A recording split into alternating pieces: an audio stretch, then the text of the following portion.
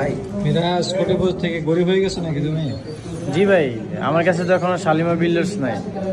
এই কি ব্যাপার, তুমি বড়লোক হয়ে গেছো? কিন্তু বড়লোক আছে, কিন্তু ওরে গরিব বানায় ফেলছো তুমি। ভাবছি মেঘলাকে আবার বিয়ে করে আবার রাজ করব। রাজি? না ভাই, আমি রাজি না।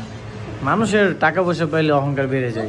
আমি আগে যেমন ছিলাম তেমনই ভালো হচ্ছি, ঠিক আছে? বৃষ্টিকে বিয়ে করছে, নারীরা বেইমান হয়, সবাই না, তবে মেঘলা বেইমান।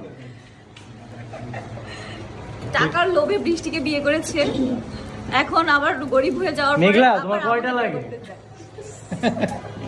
ভালো থাকো তুমি। তোমার কয়টা লাগে বলো? তুমি ধন সম্পদ নিয়েই ভালো থাকো। এই লোকজন চায় না যে তোমরা এভাবে মারামারি করো, তোমরা লোকজন চায় তোমাদের মধ্যে মিল মহব্বত থাক, বুঝছো?